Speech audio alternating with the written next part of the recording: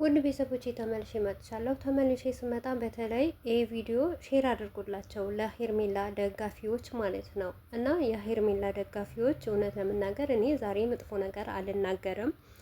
ምን አለ መሰላችሁ፣ ሄርሜላ ሕፃን ልጅ አይደለችም። ብትጠፋ እንኳን ራሷ በሆነ ነገር ማሳወቅ ትችላለች።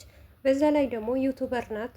አይፎን የመሰለ ስልክ ነው የምትይዘው፣ እኔ ሳቃት ማለት ነው። እና በዛ ነገር ያለችበት ማሳወቅ ትችላለች። ገባችሁ አይደል?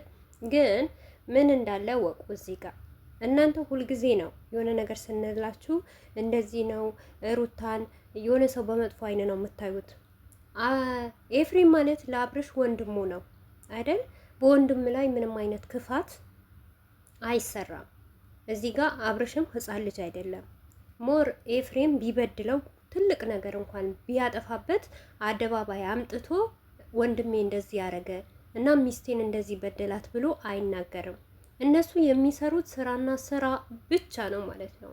ነገር ግን የሄርሜላ እህቶች ማለት ነው በደንብ ተረዱ። ከዚህ በፊት እኔ እንጃ ሚና የምትጫወት ብዙ ሰው አለ። አሁን አብርሽ ሄርሜላ ላይ ነው የሚነግደው፣ ሄርሜላ ላይ ነው የሚሸቅለው ማለት ነው። ሩታ እውነቴ ነው የምላችሁ እመኑኝና ከአብርሽ ምንም ነገር አትፈልግም። ምንም አይነት ነገር የምትፈልገው ነገር የለም። ለምን እንደሆነ ታውቃላችሁ? ሩታ አብርሽን የምትፈልገው ኖሮ ከመጀመሪያ ጀምራ ጥረት ታደርግ ነበረ።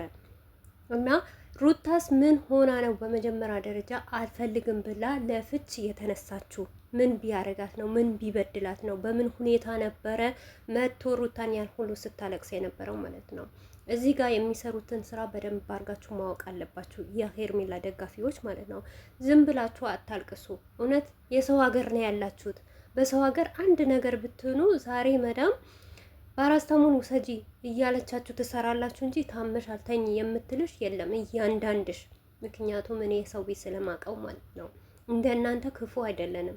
እናንተማ ቢሆን ይሄን ነገር ለእናንተ ያንሳችኋል። እውነት ትንሽ ነገር ነው። ግን እንደ ሰው ቆም ብላችሁ አስቡ። በተለይ ሩታን እሰድባለሁ፣ ሩታን እጥላለሁ የምትሉ ሰዎች ሩታ ብሰድባትም ባሰድቧትም ደንታው አይደለም። ለምን ከጠዋት ከሌሊት ጀምራችሁ ሚዲያ ላይ ለምን አታድሩም? ሩታ ሩታ ናት፣ የሚቀይራት የለም። እንደ ማንኛው ሴት የምትቀያየር አይደለም። በአቋሟ የምትጽናናት። እበድላለሁም ካለች ትበድላለች፣ አስከፋለሁም ካለች ታስከፋለች፣ አይስተካከላለሁም ካለች ታስተካክላለች።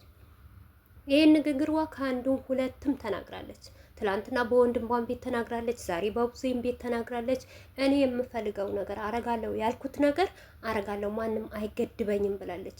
ለእናንተ ቦታ ቢኖራት ወይም እናንተ ወታችሁ ላይ ብላ የተለያየ ነገር ብትሉ ብትናገሩ የዛን ነገር እኔ ሰብሮኛል ብላ መልስ ትሰጣችሁ ነበረ። ነገር ግን የሚሰሩት ስራና ስራ ብቻ ነው። እውነት ሄርሜላ በጠፋችና ባልተመ